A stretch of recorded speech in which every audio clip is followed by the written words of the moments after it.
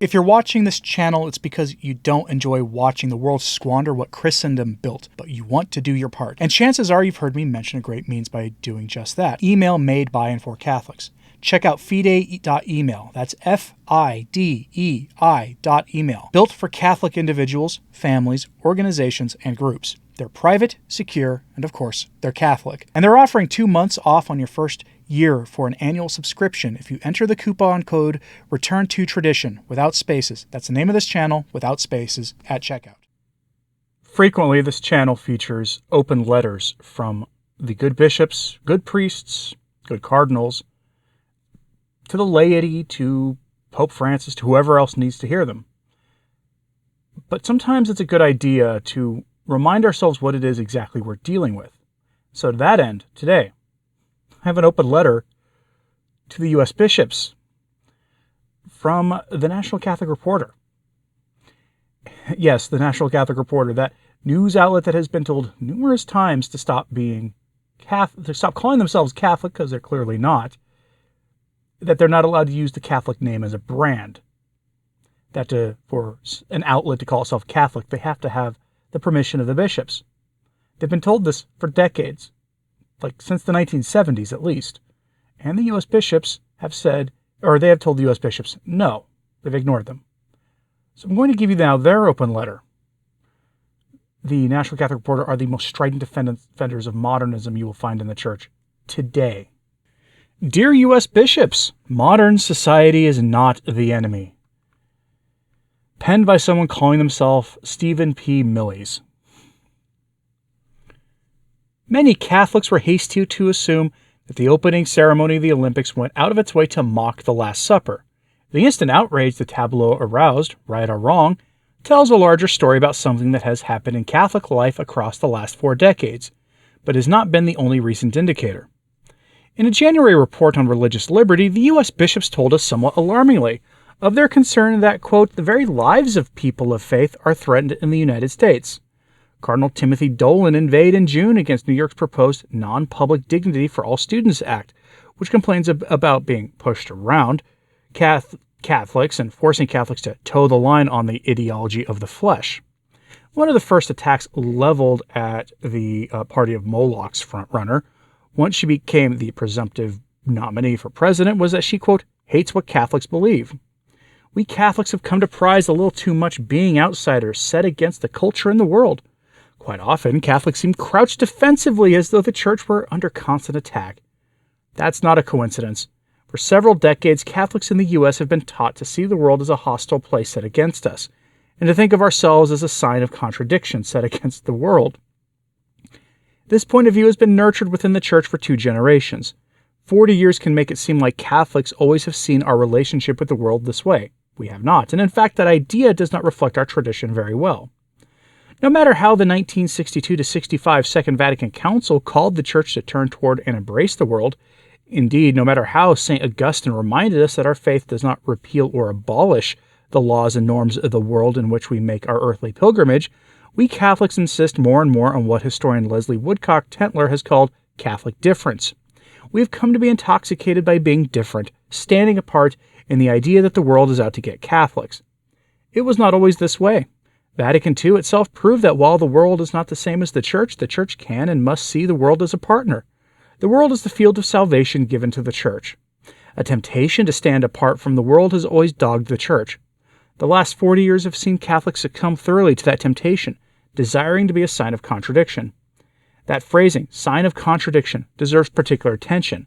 We find it in the Gospel of Luke chapter 2, verse 34, and in the Acts of the Apostles, chapter 28, verse 22. But the phrase came into recent popularity during John Paul II's papacy.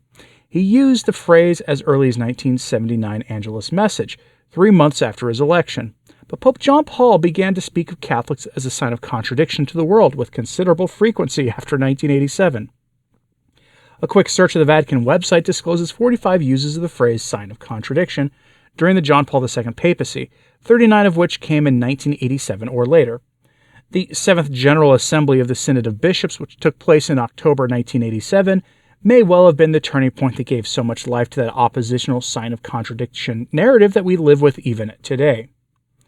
Addressing the vocation and mission of the lay faithful in the Church and the world, the Synod took up the most neurologic questions that have dogged the Church since Vatican II.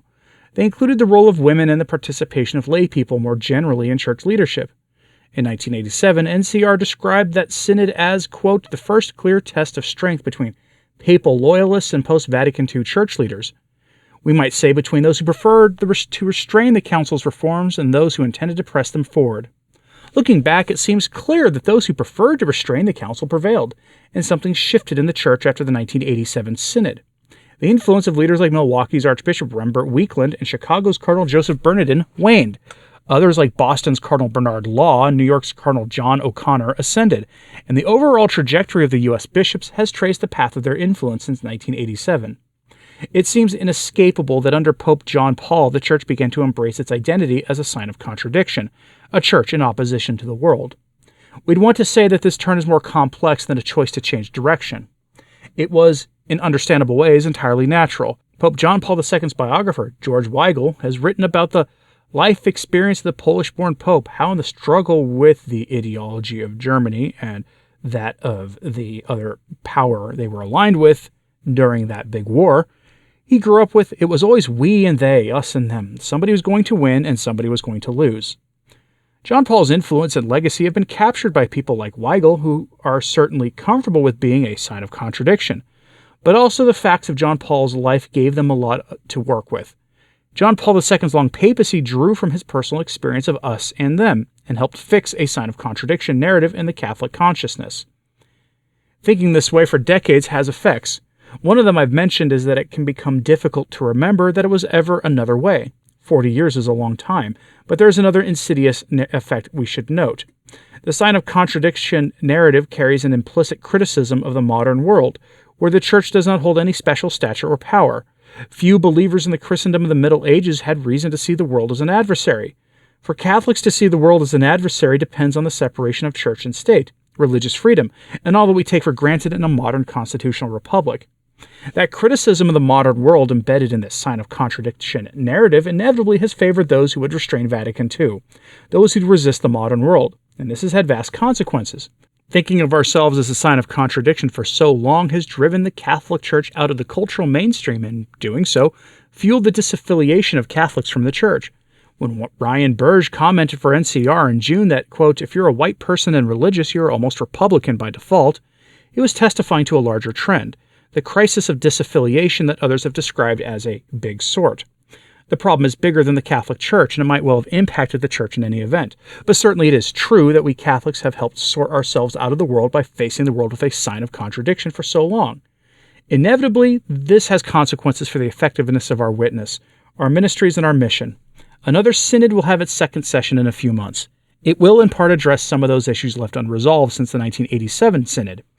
Perhaps this time the call to become a synodal church can help Catholics cease to contradict the world with such determination and rediscover how to walk together with it.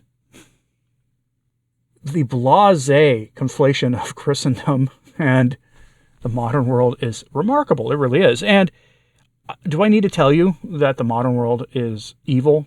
That the values of the modern world are evil? There are blatantly evil things promoted in the modern world. And yes, they have a lot of political salience, too, because there are people of conscience out there who see the world getting more and more corrupt and more dark and try to use politics as a mechanism to correct this. It's a natural inclination. We are told to become more worldly, essentially, to walk and dialogue together with the world. You note that he went political. He also invoked the content of people's flesh. That's not a coincidence. Like I said, the National Catholic Reporter is not a Catholic newspaper by any stretch of the imagination. There are many people who work there who are, on paper, members of the church. But they're not Catholics. Something else. I don't know what it is. Maybe they're part of the synodal religion. Because that article, that letter, was an embrace of synodality. It did so at the very end. And in so embracing synodality, it pushed it as a way of embracing the world, that we must walk with the world. That is, after all, part of the rallying cry of synodality, is it not? We are to accompany the world and not judge. Synodality is institutionalized lukewarmness. That's all it is. It's really, at the end of the day, all it is. Oh, don't let these great evils bother you. Just walk with people and accompany them and be nice to them, and maybe they'll consider Jesus or one of the other valid things out there. That's synodality in a nutshell. And it comes with a whole host of other changes they want to do to the church, because after all, how can you accompany people and walk with them and dialogue with them if the church has barriers inside or practices inside that are seen as barriers to the values of the world? So you have to adopt the values of the world. Hence why there's a thriving women's ordination movement that looks like they're going to get a victory of some kind soon. What do you think of this? Are you that surprised at all? I mean, it's the National Catholic Reporter, it's low-hanging fruit, but this is the most blatant thing I think I've seen them do in a while. Let me know what you think about this in the comments. Hey, like and subscribe if you haven't. It certainly helps. So does sharing this on social media. That helps a lot too. And as always, pray for the church. I'm Anthony Stine. Ave Maria.